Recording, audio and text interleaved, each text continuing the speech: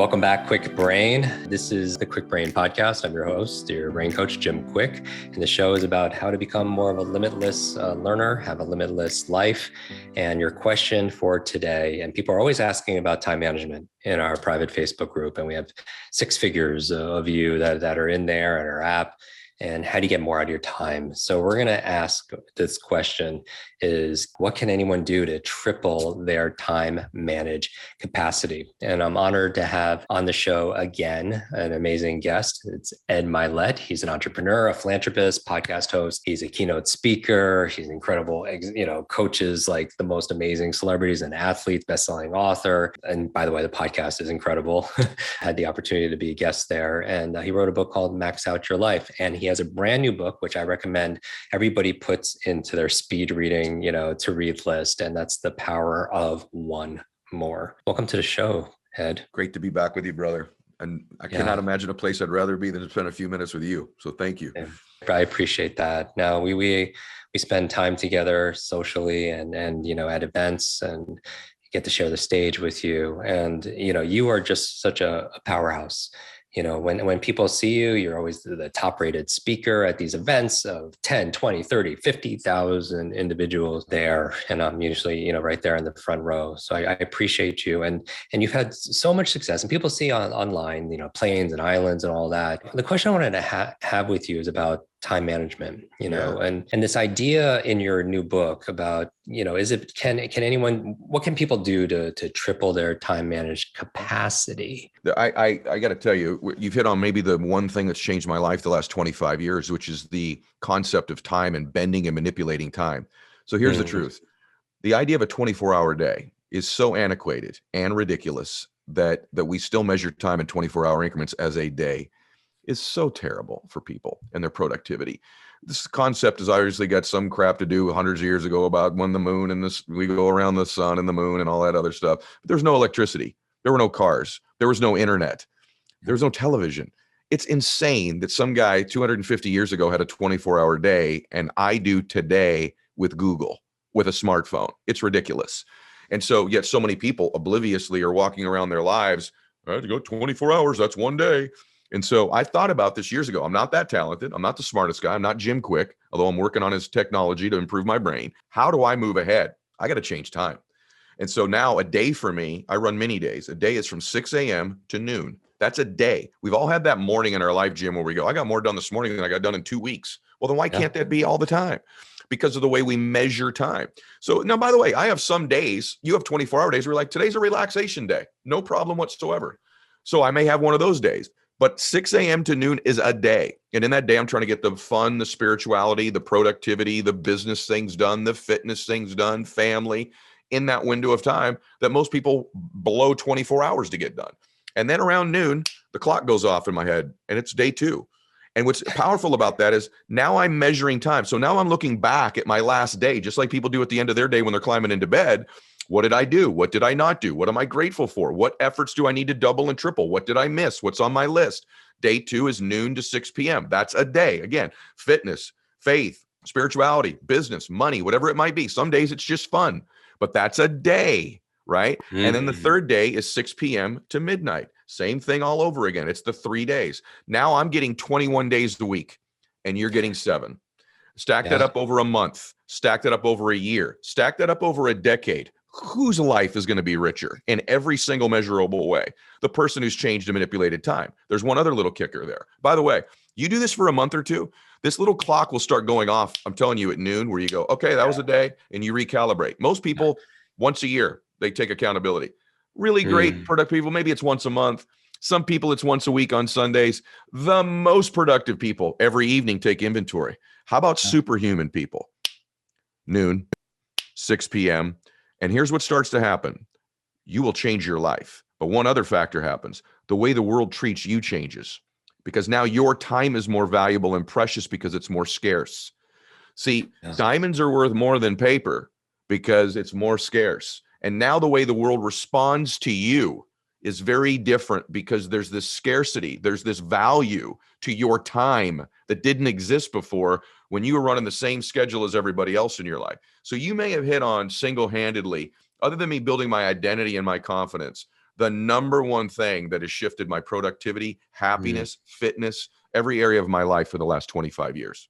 Everyone, you have to go get The Power of One More. As I've said in the previous episode, you have to get 3 copies. I implore you to do that. Get 1 for yourself, and get 2 to be able to gift on, because that's why we learn anything, how it could benefit us, but we learn something just so we could benefit other people. I mean, it's so obvious when you point it out that way, because instead of getting 7 days in a week, you now get 21 days in a week. That's right. By taking a traditional day and just breaking it down into 3 smaller days. And then all of a sudden, as you talk about in the book, deadlines are much closer. You have a heightened sense of immediacy, more of an urgency to produce higher levels of success and achievement. And so it's possible absolutely to change our relationship with time to identify new opportunities, right? And, you also talk about, I want to talk about this really briefly, is the multiplier. Well, what is that multiplier and these hidden opportunities? Well, most times multipliers can be human beings too. When you add them to an organization, they multiply not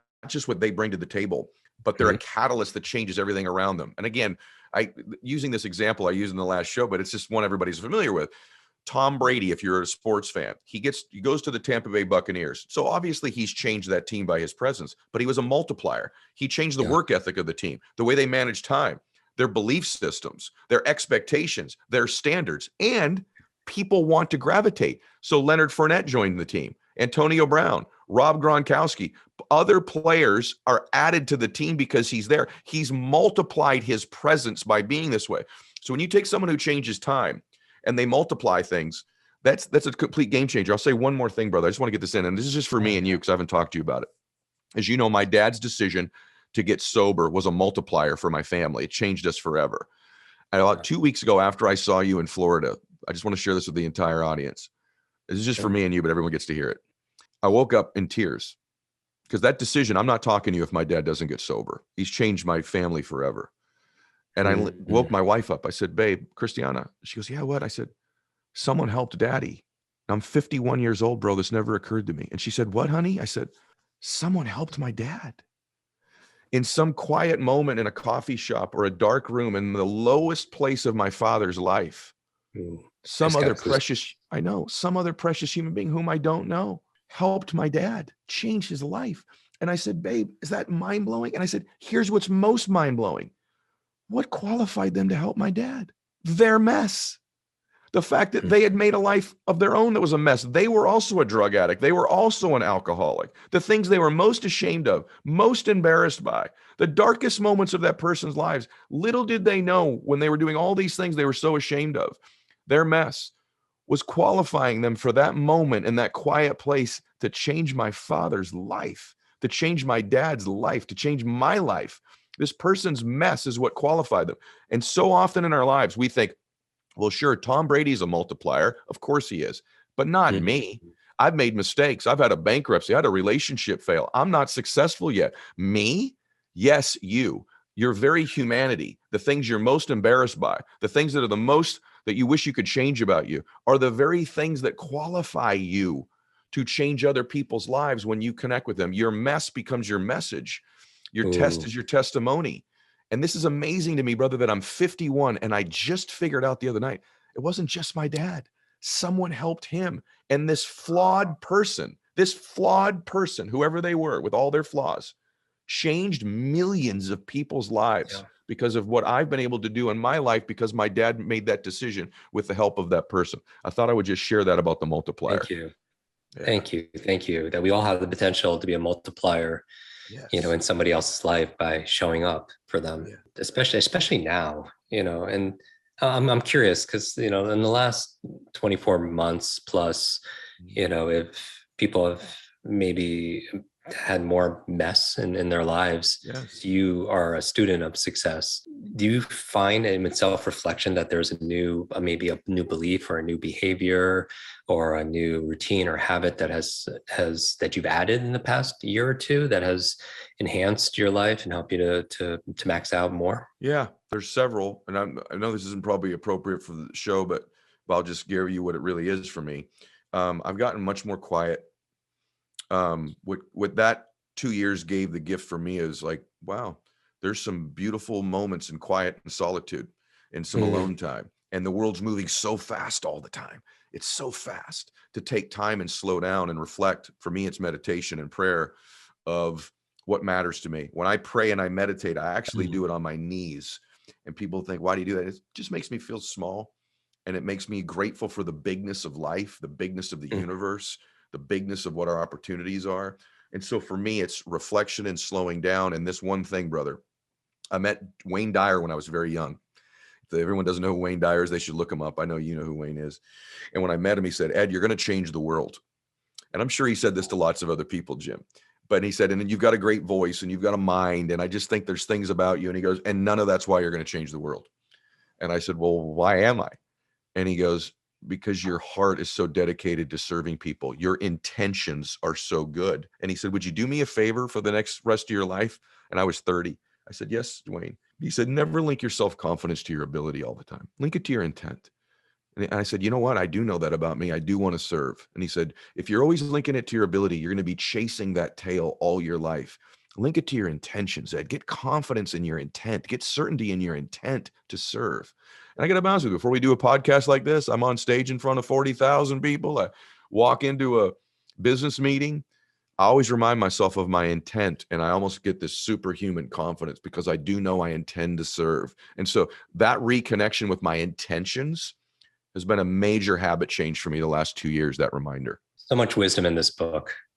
Thank The you. Power of One More. Where can people go and get their copies? Anywhere books are sold. If you go to thepowerofonemore.com, there's a website that can enhance the experience for you with some different things there. But I recommend that you go to Amazon, Target, or bookstore in the area, wherever you are, and pick up The Power of One More. I would be grateful that you did, and I think you will be. I can guarantee that if they're listening to this episode, which obviously they are, titled Triple Time Managed Capacity, your time management, and you want to get more out of the day, I think one of the best ways of doing it is by reading. Right. Ed here has decades of experience. You can sit down, and most of you are quick readers. Read that book in a few days. You can download those decades of wisdom into days.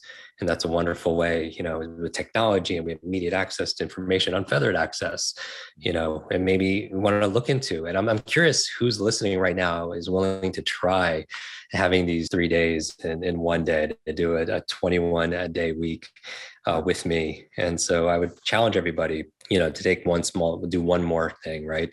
Take a screenshot of this and tag Ed, make sure you're following him on social media, tag myself, and let us know your feedback. If you're going to go for doing these, get triple return. And that's you, and becoming a multiplier for other people's lives. Yes. Like that companion was for your father, who you never know where that ripple stops, right? Crazy. It just goes the edges of the cosmos. I truly believe that the life we live are the lessons we teach. So do I, brother. Amen. Completely agree. Thank you, Ed, for being on our show again. Everybody go get 1, 2, 3, 30 copies of the book. And we'll put everything like we always do on the show notes, all the links to Ed's podcast, to his book, and to his social media at jimkwik.com/notes. As Ed talks about, max out, be limitless, everybody. Hi, Kwik Brain. It's your brain coach. I want to thank you so much for watching this video. 3 things to do. Number 1, make sure you share this, because when you teach something, you get to learn it twice. Update your learning so you can update other people's learning as well. Number 2, make sure you subscribe to this channel so you don't miss a thing, because if you miss a video, you miss a lot. And finally, make sure you hit that bell so you're notified and you find out when we put out the latest and the greatest. One extra thing, if you want really close attention, then text me.